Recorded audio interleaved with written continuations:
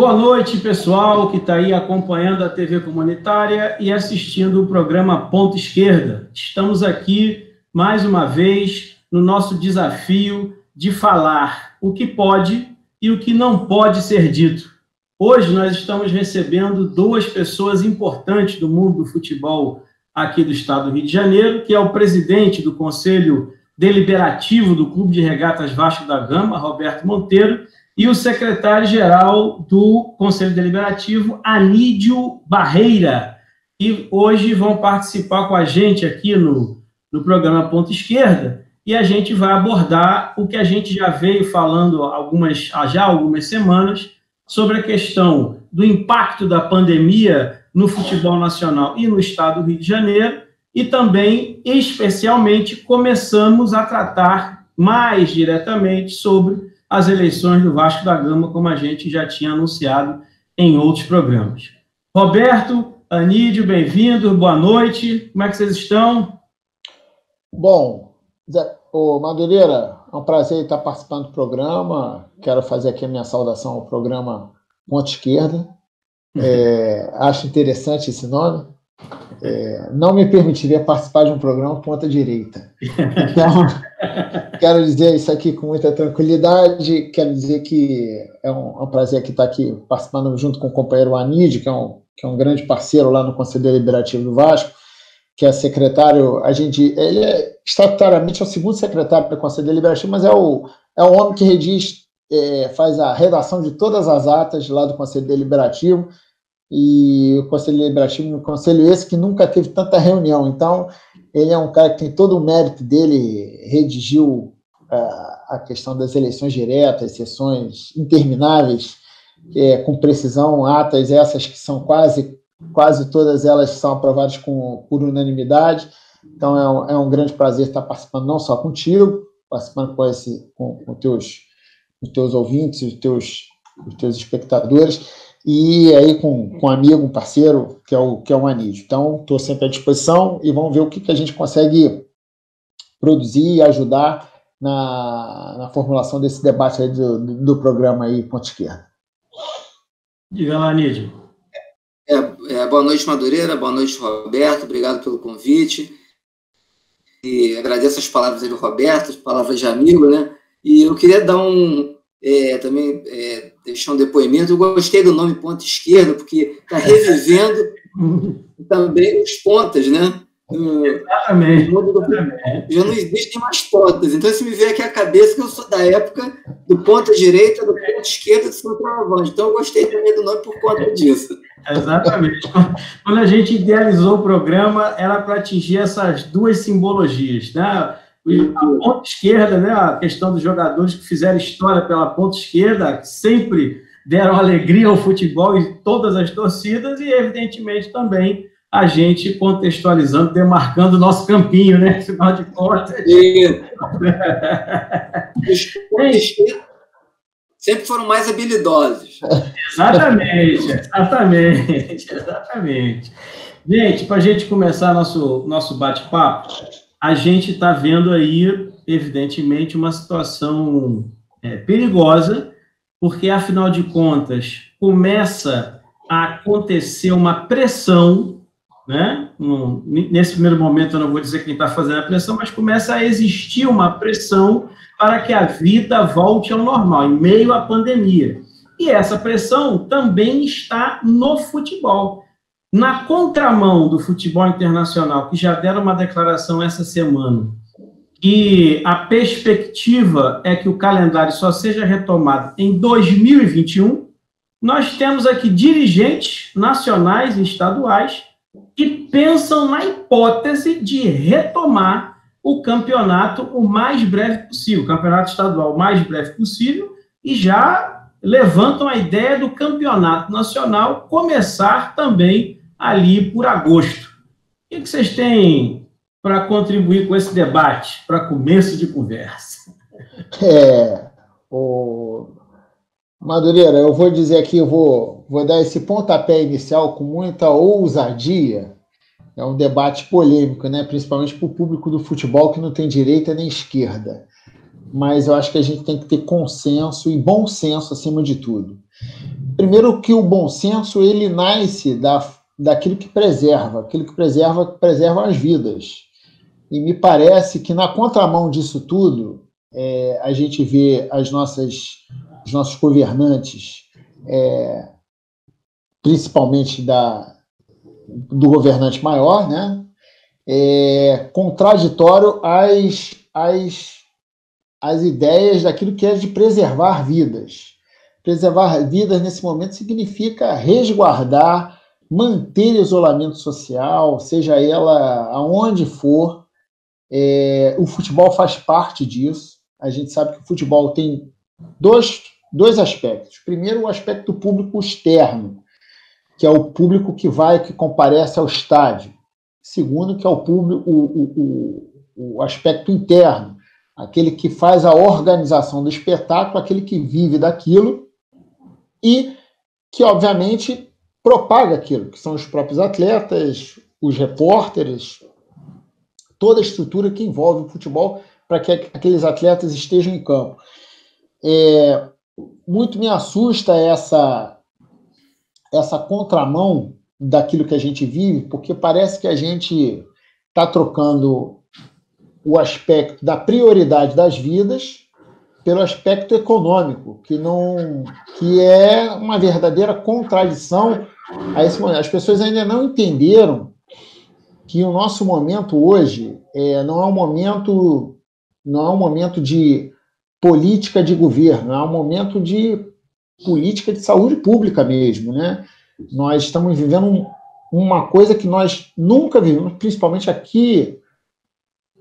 O pessoal viveu na gripe espanhola, onde a gente tem poucas, vamos dizer assim, nosso acervo jornalístico não permite uma pesquisa aprofundada sobre aquilo que aconteceu durante a gripe espanhola. Nós não tínhamos meio de comunicação que nós temos hoje, e hoje nós temos um meio de comunicação que diz o seguinte: olha, a questão hoje do convívio social é uma questão perigosa, não só para o público que assiste, no aspecto do futebol, como também do público que vive aquilo, que produz aquilo. Então, nós não podemos, em função do entretenimento, que a gente diz na própria vulgaridade da palavra, que é a questão da televisão, daquilo que ela vai vender, colocar vidas em jogo. Eu acho que nosso momento hoje é um momento ainda de muita ressalva e, em função disso, meu entendimento pessoal é que a gente deveria ser mais pautado pelas advertências da Organização Mundial de Saúde, onde ela, reiteradas vezes, ela repercute a ideia de que o isolamento social é o melhor fator para evitar a extrapolação do convívio e da proliferação do chamado coronavírus, do Covid-19. Então, eu entendo que a gente deve priorizar, nesse momento, acima de tudo, as vidas. Entendo que não só o futebol, como toda a economia mundial, ela, obviamente, vai sofrer um revés do momento que ela vive, mas é um problema que a gente tem em mãos, mas que é um problema que não foi criado por um governo A, um governo B, um governo C. É um problema que existe, e como que a gente repercute isso no nosso dia a dia. E quando a gente repercute isso para o futebol, retorna ao calendário oficial do futebol, mesmo entendendo que isso há uma necessidade dos clubes, do ponto de vista macro, a gente está indo na contramão do aspecto de que é a questão de preservar vidas. Então, eu entendo ainda que é prematuro essa iniciativa de já pensar um calendário. Claro, eu acho que a gente pode pensar sim, como que após o efeito, após a segurança do aspecto da pandemia, do reflexo da pandemia, como que a gente retoma as atividades o mais rápido possível para que o prejuízo seja menor. Mas nós, em nenhum momento, acho que do ser humano é compatível, do ponto de vista daquilo que a gente idealiza de vida, de colocar vidas em risco, seja ela do atleta, do jogador, do funcionário que vai estar lá prestando esse serviço no dia. Eu acho que isso é uma temeridade.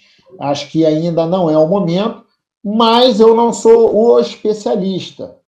Agora, penso eu que após essa liberação, as autoridades, especificamente que as façam, também se responsabilizem por isso. Porque o momento ainda é um momento temerário para que a gente possa assinar embaixo que o momento é de retorno. No Brasil, neste momento, no dia hoje que eu estou falando, nessa data aqui que eu estou falando aqui contigo, hoje ainda é de um indicativo de crescente. E você pensar em retorno imediato do futebol, seja ele só portões fechados, ainda, por mais que a gente possa entender, muitos estarão falidos em permanecer nessa situação, mas muitas vidas serão poupadas em função disso, porque as pessoas só vão dar valor a isso na hora que atingir as suas famílias, atingir os seus entes queridos, é que elas vão pensar assim, poxa, mas se isso não tivesse ocorrido, mas aí já passou, porque o que a gente tem visto, via de regra, é que quando, às vezes, um determinado cidadão descobre, pela infelicidade da vida, que está acometido do coronavírus, por uma fatalidade, está com o organismo com pouca imunidade, ou por a chamada comorbidade, né, que eles dizem isso no aspecto medicinal, isso afeta de forma que leva à fatalidade dessas pessoas, à fatalidade da própria vida. Então, entendo eu, aí é um pensamento meu, resguardado a minha opinião, não é uma opinião genérica não estou falando aqui por ninguém, estou falando por mim, acho que isso deve ser visto com muita reticência e com muito ceticismo, porque eu entendo que nesse momento é de aguardar o devido retorno à vida do cotidiano do cidadão, a vida, porque o esporte ela é importante profissionalmente para algumas pessoas que vivem daquilo, mas ainda não é a prioridade do aspecto de função essencial. Claro que é fácil dizer assim, mas olha lá, o jogador ou o funcionário de de um futebol profissional de um determinado clube diz o seguinte, cara, para mim isso aqui é vida essencial, mas a sua média salarial não condiz com a média salarial do grande povo brasileiro. Então, por mais que a gente pense assim, tem uma contrariedade, porque também ele é um trabalhador, mas, de certa forma, a gente deve zelar sempre pela preservação de vidas. Então, eu vejo isso com algum nível de ceticismo. Eu acho que a gente deve aguardar um pouco mais, que, por exemplo, o mercado europeu ele vai abrir agora, mas ele está ainda reticente. Nós ainda não atingimos o pico e nós já estamos começando a dialogar o retorno disso. Então, eu vejo isso com muito ceticismo mesmo a respeito desse retorno. Anídio, embora você seja membro do Conselho Deliberativo, o Roberto também pode responder essa pergunta também. Nós, no programa, há 3 programas passados, nos últimos 3 programas, nós comentamos sobre a participação dos clubes cariocas, dos 4 grandes clubes cariocas. Quais foram as iniciativas que esses 4 clubes tomaram com relação a contribuir no combate à pandemia? E até tiveram vozes que chegaram a solicitar que o presidente Campelo colocasse o estádio São Januário à disposição para montar um hospital de campanha. Afinal de contas, como disse o Roberto, essa semana começou a subida, né? E conforme vai passando dia após dia, a gente vai percebendo aí o número de perdas que a sociedade aqui no Rio de Janeiro, no estado, no município, está tendo. Como é que você vê essa participação dos clubes cariocas no... Eu vou ser claro, a pouca participação dos clubes cariocas no combate à pandemia. Olha só, eu vejo de uma forma assim muito acanhada, né? Eu até agora nenhuma ação concreta, isso aí a gente vê pelos 4 grandes do Rio, foram adotadas no auxílio de uma forma ou de outra para combate à pandemia, né? E até digo mais, os próprios atletas desses clubes, poucos se manifestaram, eu não estou dizendo só em formas de doações diretas, mas de alguma campanha. Para não ser injusto, eu vi agora, no outro dia, o ex-atleta, né, o Jefferson, ele fez um leilão da camisa que ele usou na Copa do Mundo de 2014, das luvas, arrecadou uma quantia X que fossem revertidas em cestas básicas, né? Então, eu acho que o clube e o jogador, como formador de opinião, poderia contribuir um pouco mais nesse momento, né? Mas, enfim, isso vai de cada um, né? O clube também, através de seus dirigentes, tem que adotar essas medidas. Eu, sinceramente, não estou vendo por parte de nenhum dos 4 grandes. E, assim, eu só queria dar uma pincelada em cima daquilo que, se você me permitir, em cima do que o Roberto falou, da questão dos campeonatos. Veja, eu concordo com o que o Roberto falou. Só que eu venho assistindo muitos debates esportivos, tanto na TV como no rádio, né? Eu sou ouvinte de rádio bastante, né? E a gente consegue enxergar nessas pessoas, através de um afã, do ponto de vista econômico, da retomada dos campeonatos.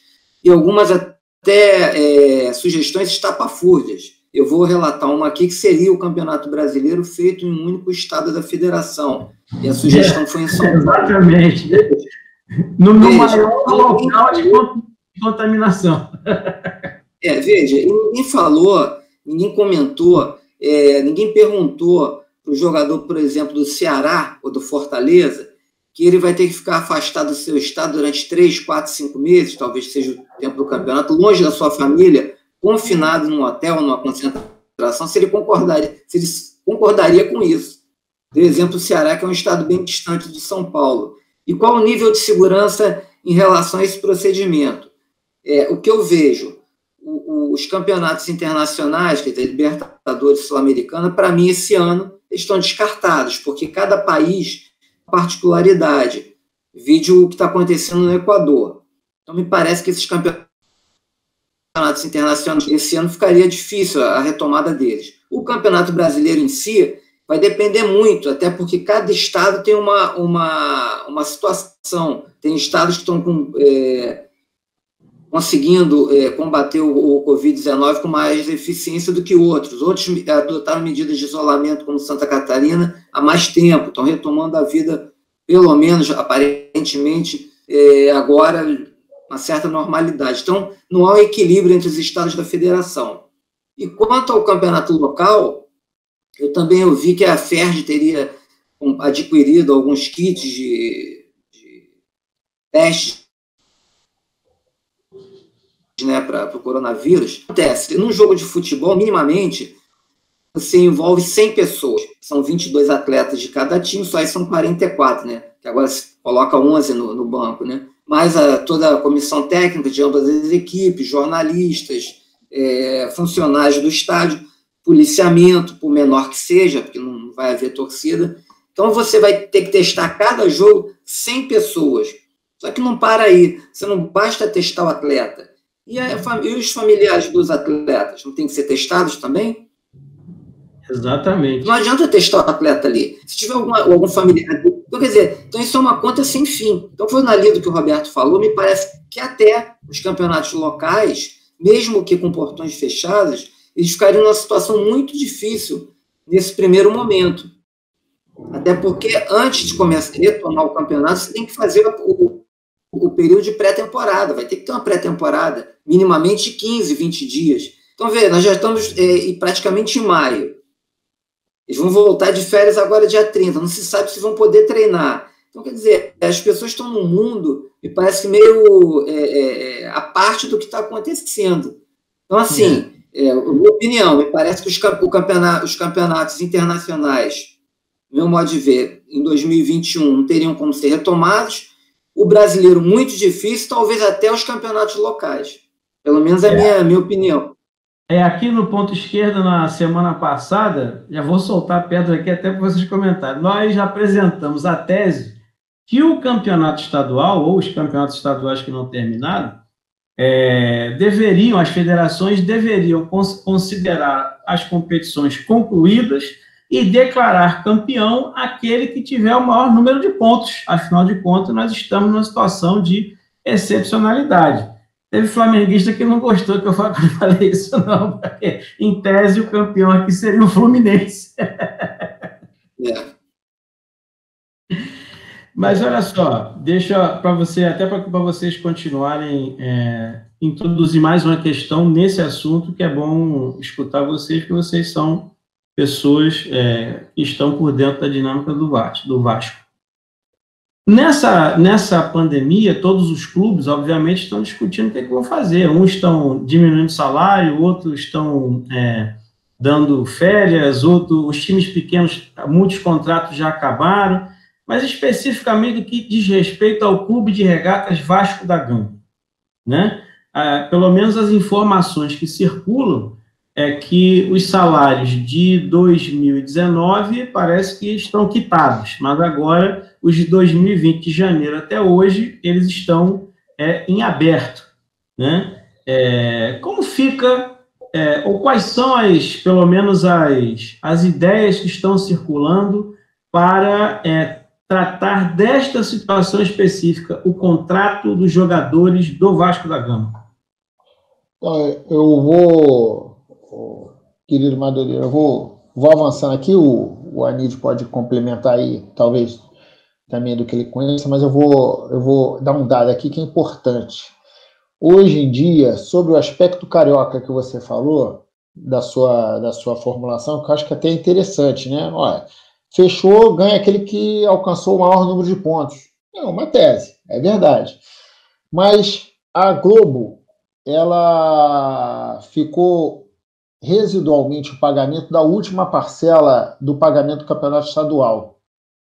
E esse residual, que não é um residual menor, principalmente em se tratando de divisão para os clubes pequenos, é uma parcela em que os clubes pequenos precisam dessa sobrevida desses valores. Então, há uma pressão grande dos clubes pequenos na federação para que o Campeonato Carioca avance a seu fim, para que eles possam receber a última parcela de contrato com a televisão e, em função dessa última parcela, a sobrevivência deles durante o resto do ano, né? Então, a gente está falando da sobrevida de clubes como Madureira, Volta Redonda, enfim, os clubes que compõem o estadual e os clubes que compõem ali uma maioria do presidente da federação lá no seu quadrado, vamos assim dizer. Então, esse dado não é um dado que a gente pode simplesmente deixar ele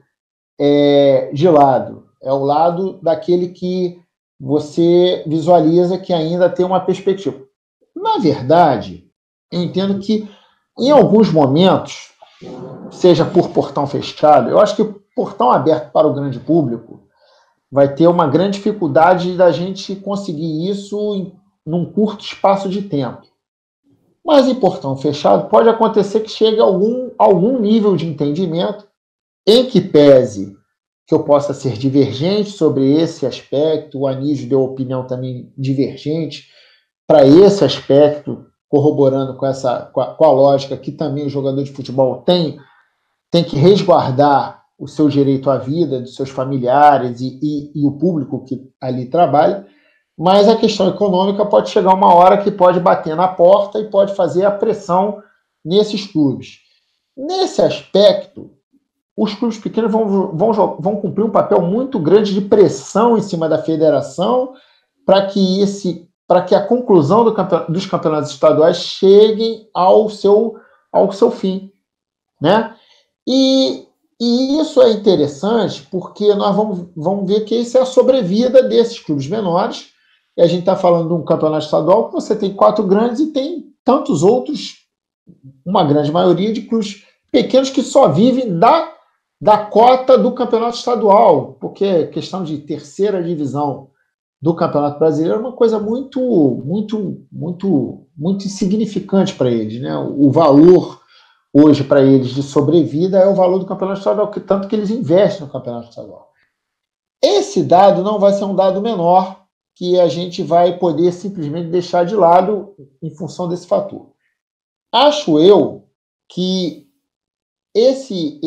dado esse aspecto, nós vamos colocar a repercussão desse aspecto para todo o outro contingente do cenário nacional.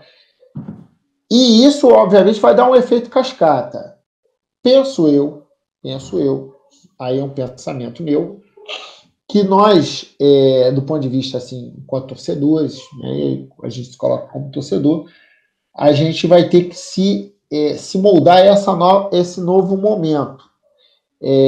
Internacionalmente, o Anísio, ele até colocou bem, né? Por exemplo, a gente não tem notícias de como é que vai ser o calendário internacional, e a gente está dizendo aqui como é que vai ser o calendário nacional. Isso ainda não é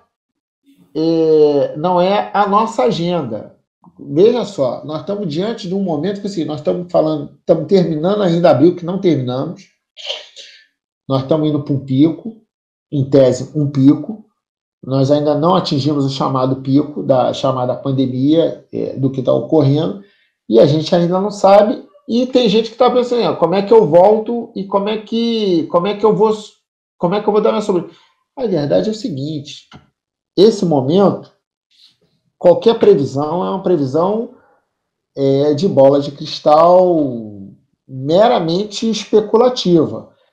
De uma coisa, eu posso dizer aqui com maior tranquilidade, botando a cabeça para fora, quem botar a cabeça para fora pode se machucar.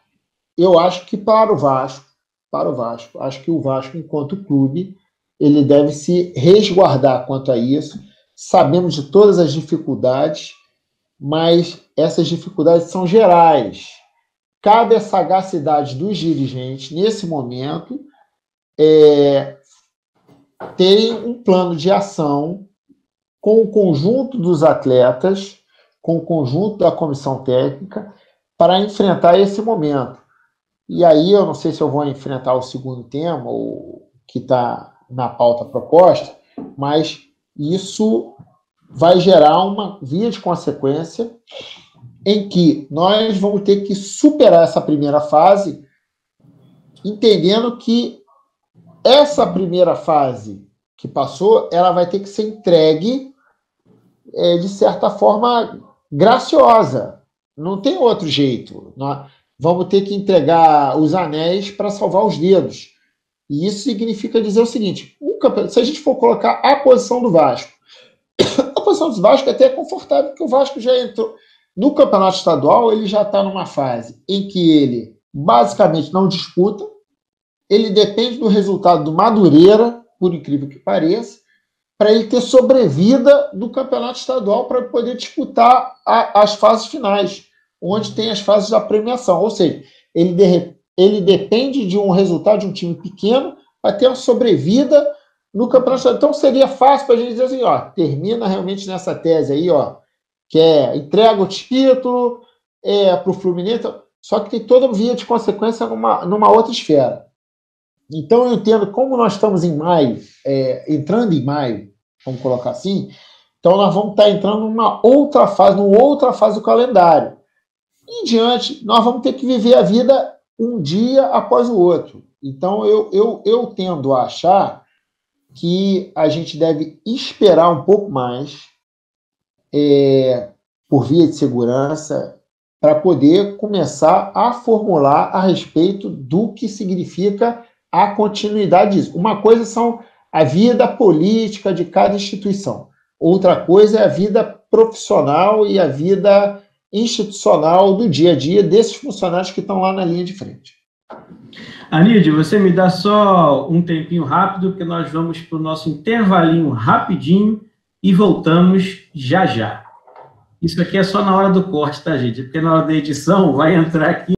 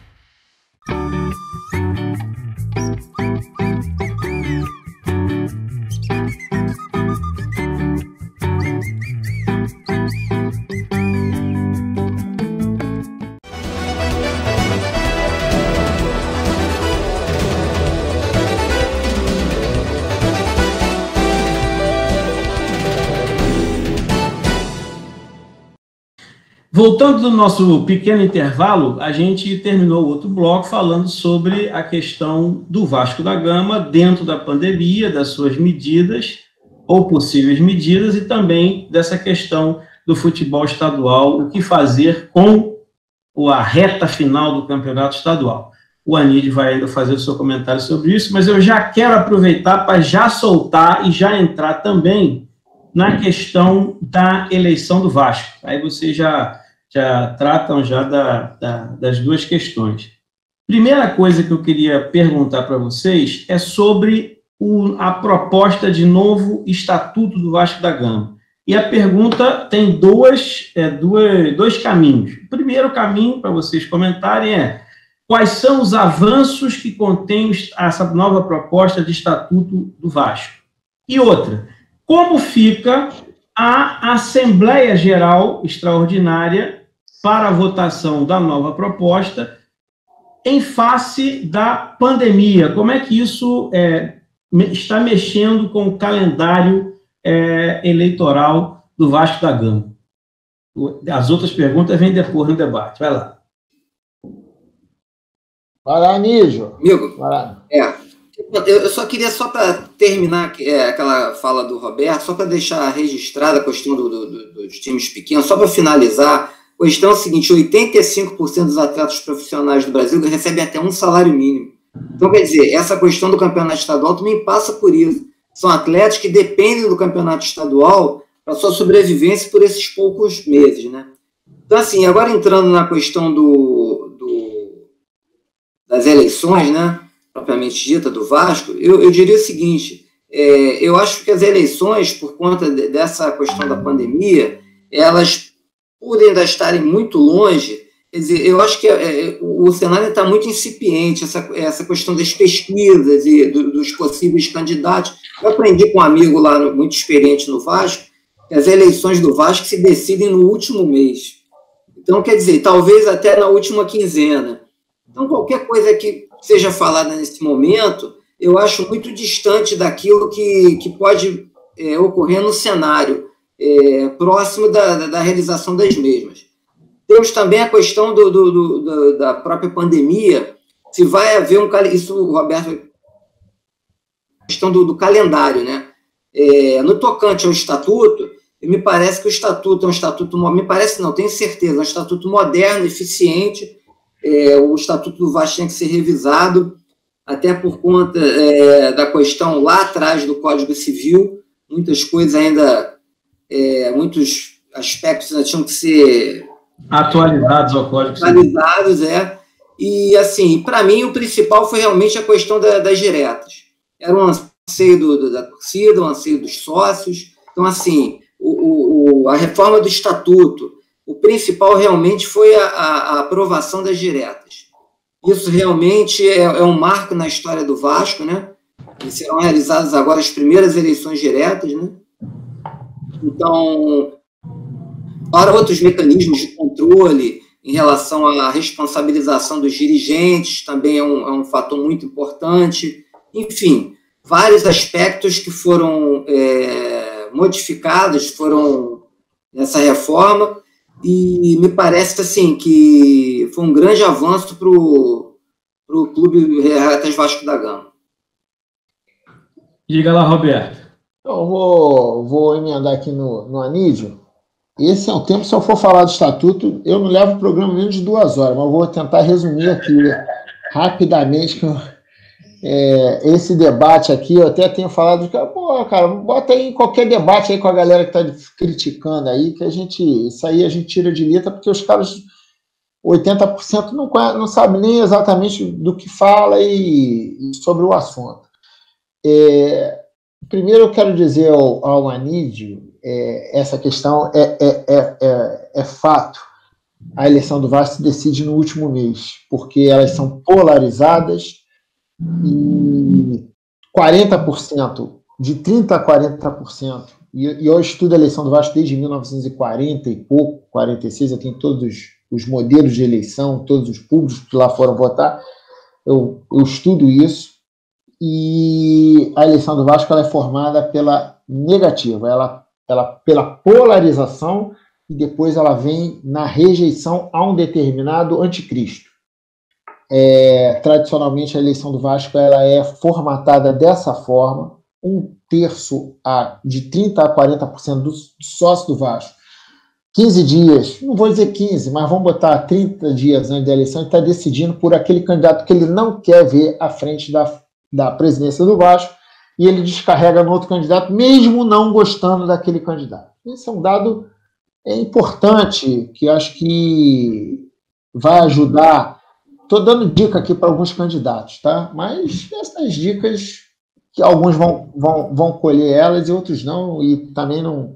Tomara que entre por um ouvido e saia por outro, porque eu espero que o candidato que eu venha apoiar ganhe. Então, essas dicas eu vou ficar. Não vou ficar dando muita dica, não. Então, o que eu quero dizer concretamente é isso, é o seguinte: como é que o estatuto está colocado dessa fase? Primeiro que, como a Anitta falou, o estatuto moderno é um estatuto que vai dentro do anseio de toda a torcida do Vasco, e que a pandemia ela entrou e ela estabilizou dentro do momento em que a gente apresentou, dentro de um tempo que poderia ser a qualquer momento votado dentro de uma Assembleia Geral, porque a Assembleia Geral ela é plebiscitária quanto ao Estatuto, uma Assembleia Geral extraordinária, em que pese que ela tem que ter o mesmo rito de uma Assembleia Geral ordinária, ela é plebiscitária, ou seja, ela não guarda nem a questão do sigilo do voto. Você pode ir lá,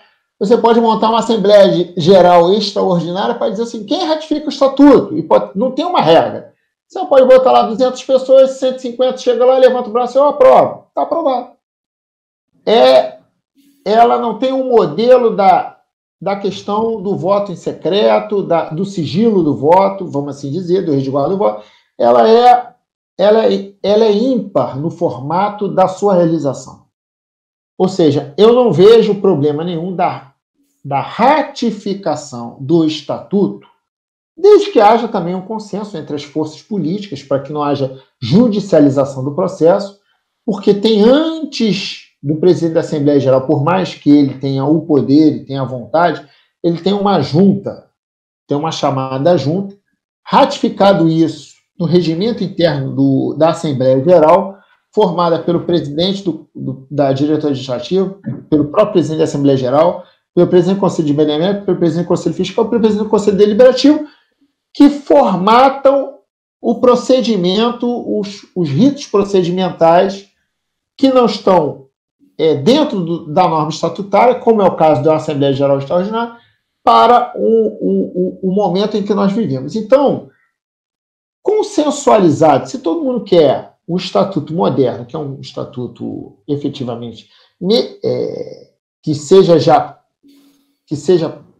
que possa prevalecer já para as eleições, basta que haja consenso. Da nossa parte, eu tenho certeza que nós vamos trabalhar para que tenhamos esse consenso para que seja aplicado às eleições diretas dentro da reforma estatutária ainda em novembro, porque a eleição é só em novembro. Lembro a todos, e é importante, Madu, que a Assembleia, em função da pandemia, a grande reunião da Assembleia Geral ela se dá em novembro. Mas hoje eu dei rapidamente para um canal que eu fui perguntado, eu falei o seguinte: tem uma saída estatutária. As pessoas, não, vai ser adiado. Não, nada vai ser adiado. O procedimento eleitoral do Vasco ele começa em agosto. Ele começa em agosto, para terminar em novembro. Só que tem um dispositivo estatutário que é na Assembleia Geral. Não vou, eu com todo respeito ao presidente da Assembleia Geral, mas que merece respeito, a boníssima pessoa, mas eu estou aqui dando estou dando um indicativo para ele. Uma dica. 10 dias antes da eleição, tem lá um dispositivo estatutário que ele tem lá, que ele convoca o edital para ratificar dia e hora da eleição. Então, olha só, o procedimento ele começa em agosto, vai seguir. Olha, se tem a pandemia ali em novembro, se tiver que adiar mais 20, 30 dias, neste último edital, ele pode jogar um pouquinho mais para frente, um pouquinho mais, em vez de 10 para 20 dias, para 30 dias, em função da situação que a gente está vendo. O que nós não vamos poder extrapolar é a questão do mandato. O mandato se encerra na primeira quinzena de janeiro. Tem até a data aqui agora, salvo engano, é dia 18 de janeiro. Mas o mandato se encerra 18 de janeiro. Então, este mandato não será, e te afirmo aqui e afirmo em qualquer lugar, ele não será prorrogado. Não será prorrogado em nenhuma hipótese. E nós temos dispositivos estatutários, não quero eu ensinar a ninguém, mas nós temos dispositivos estatutários para dizer isso e afirmar o que eu estou falando sobre o assunto. Ele não será, em hipótese alguma, prorrogado do seu mandato. Então, se alguém está esperando que vai prorrogar mandato, isso não existe. Se alguém está pensando, olha, eu vou adiar as eleições, isso vai depender do presidente da Assembleia Geral, lá no dispositivo que eu estou. Tomara que o presidente da Assembleia Geral escute o nosso programa aqui, o Madureira, para ouvir essa dica aqui do Estatuto, que é o edital, é o chamado edital dos 10 dias antes, que ele diz o dia, a hora e o local da eleição. Que ele pode dizer que, em função da pandemia, eu vou fazer 20 dias depois, 25 dias depois, 30 dias depois, não tem problema. O Vasco não precisa, porque o ato de posse ele é realizado dia 19 de janeiro do ano seguinte. Então, isso não é o problema. Os atos iniciais da eleição, esses sim, devem ser preservados, e eles não necessitam de acúmulo de pessoas, acúmulo de pessoas no mesmo ambiente, porque é um ato que depende do presidente da Assembleia Geral, da Junta, que é um ato que é realizado em agosto, início de setembro, quando é realizado os primeiros atos da Assembleia Geral que dizem respeito à eleição. Então, eu quero dizer aqui, de primeira mão, no teu programa, que eu não dei a questão do artigo estatutário para esse programa que eu participei hoje, mas que deve rolar esses dias entre amanhã ou depois, eu não dei, mas existe um dispositivo estatutário que não corre risco nenhum. Porque o que nós estamos vendo hoje? O governo de São Paulo, no meu ponto de vista, erroneamente está dizendo o seguinte, olha, pode ser que 10 de maio nós voltemos ao normal. O governo de São Paulo. Está lá o Dória dizendo isso.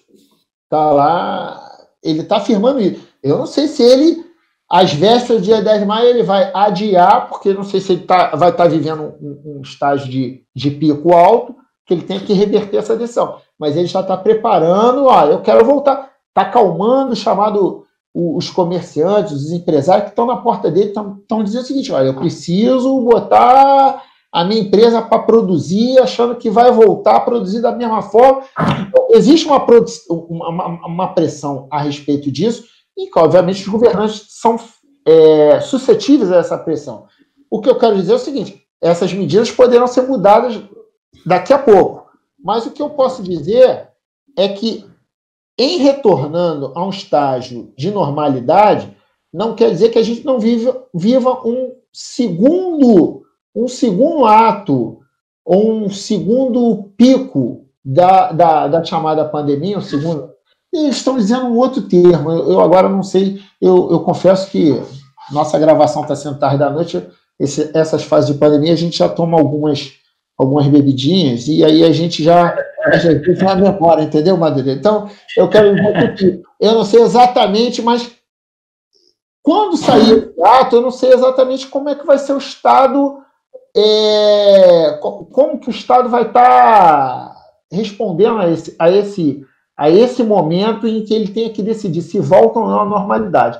Diante disso, tudo agora é só para atender ou amenizar as notícias. O que eu quero dizer é o seguinte, no Vasco, vou querer também ouvir do meu amigo Anídio, a opinião dele, mas eu acho que no Vasco, dificilmente, primeiro, eu não vou dizer nunca é impossível, mas eu vou dizer que 99,9% nós vamos ter eleição dentro das regras, não tem prorrogação de mandato.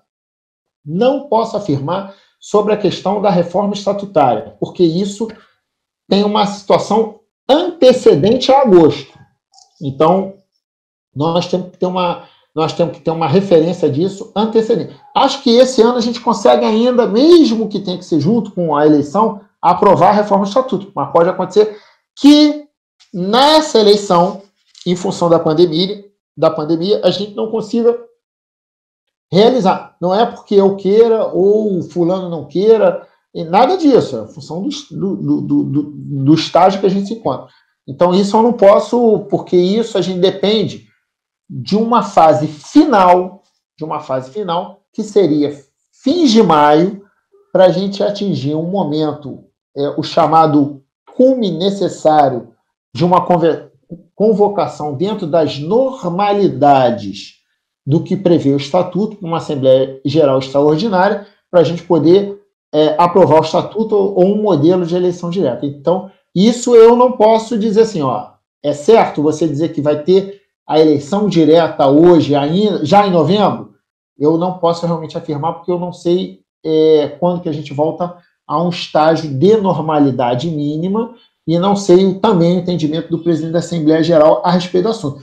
Quero eu muito que ele nos ouça aqui para poder encontrarmos medidas conjuntas de saída para esse problema que o Vasco possa viver.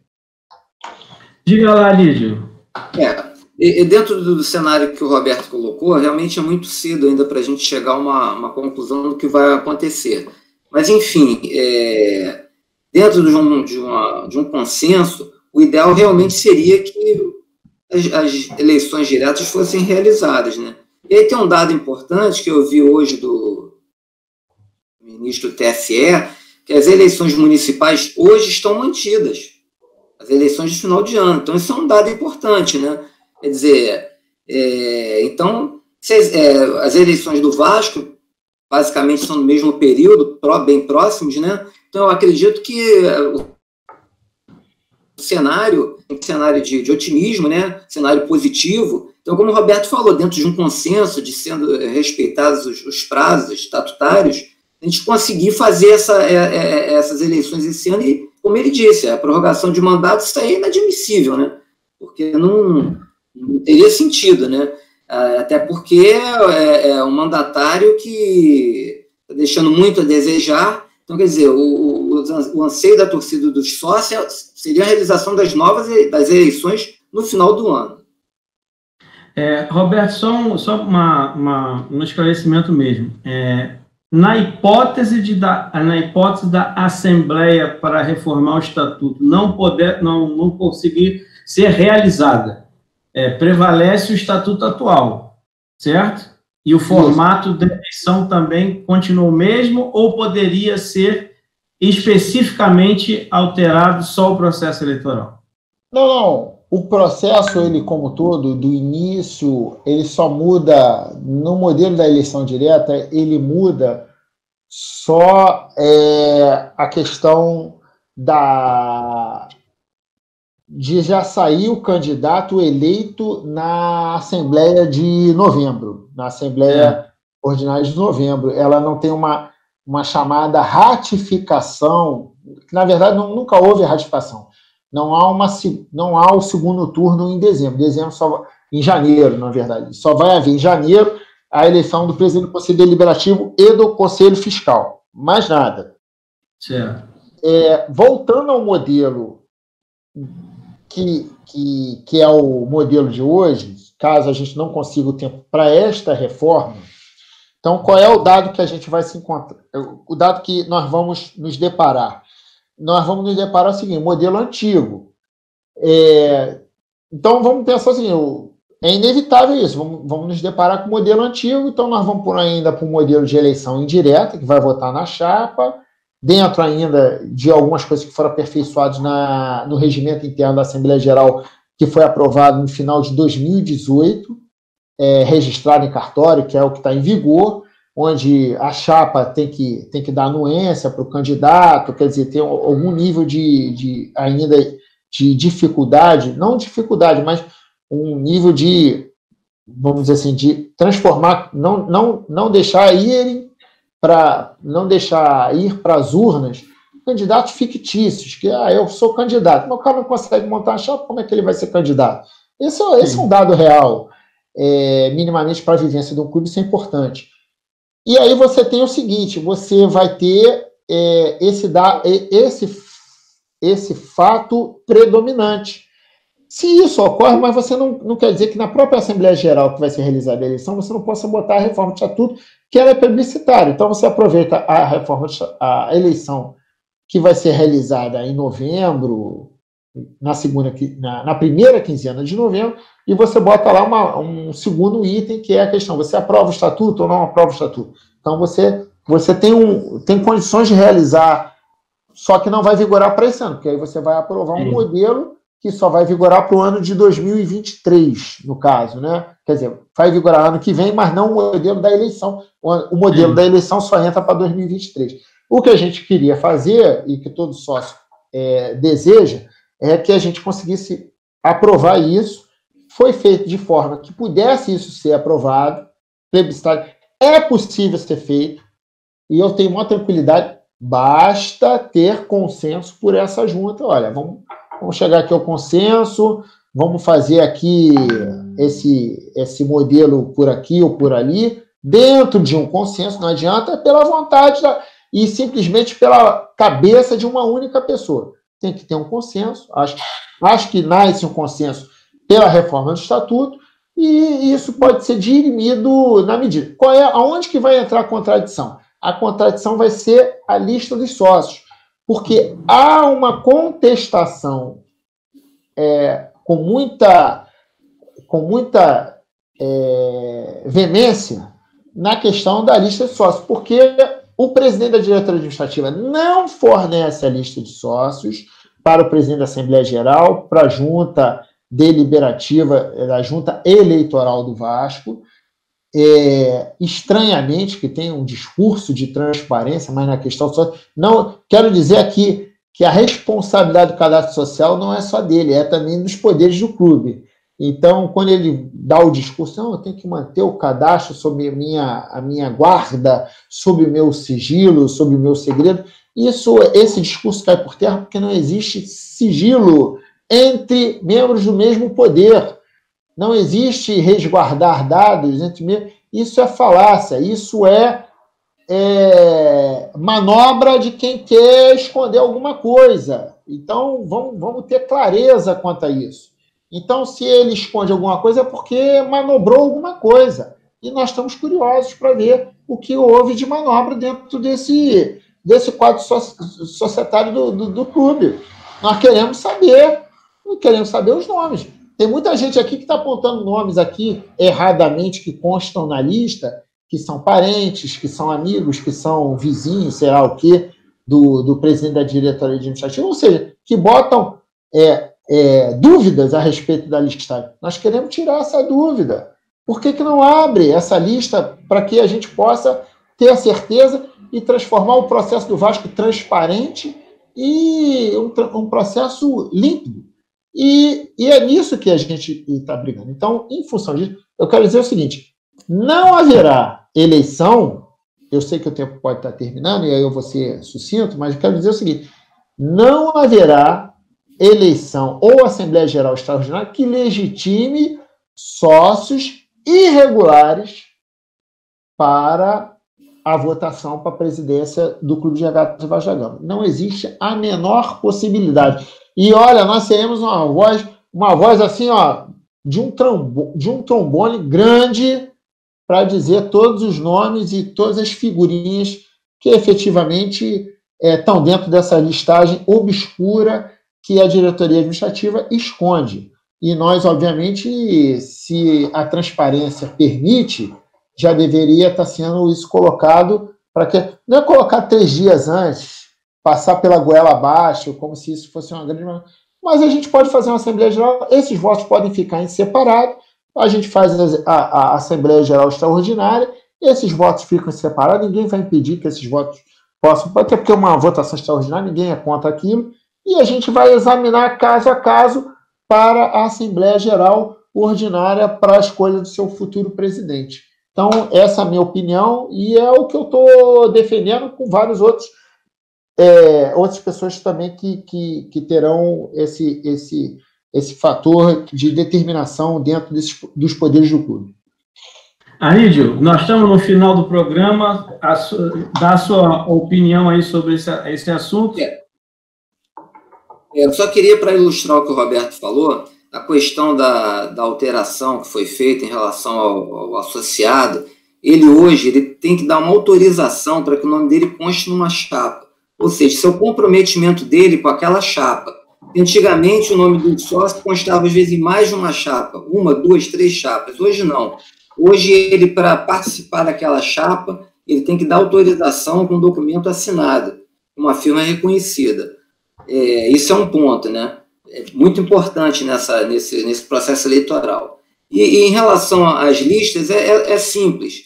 O presidente da diretoria administrativa ele tem que agir de forma institucional. Ele tem que respeitar os demais poderes do clube, coisa que ele não vem fazendo há anos, né? Então, assim, isso não está passando despercebido. As pessoas estão vendo, os sócios estão vendo. Então, assim, quando ele parte para uma forma de não exibir as listas, é sinal de que ele está com medo de exibi-las. Quer dizer, aquele ditado popular, quem não deve, não teme. Então, assim, mais uma vez eu digo, o presidente ele tem que agir de forma institucional.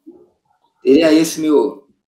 Roberto, Anídio, eu quero aqui agradecer a presença de vocês. Nós não vamos conseguir analisar a pesquisa que o programa Ponto Esquerda realizou, mas na semana que vem a gente analisa essa pesquisa, já estão convidados para participar do programa semana que vem. Quero agradecer a presença de vocês, agradecer os esclarecimentos e a opinião de vocês.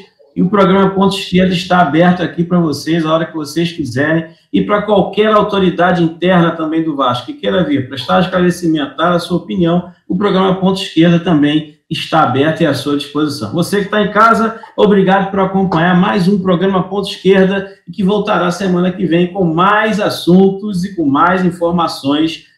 Pimenta pura na língua das pessoas.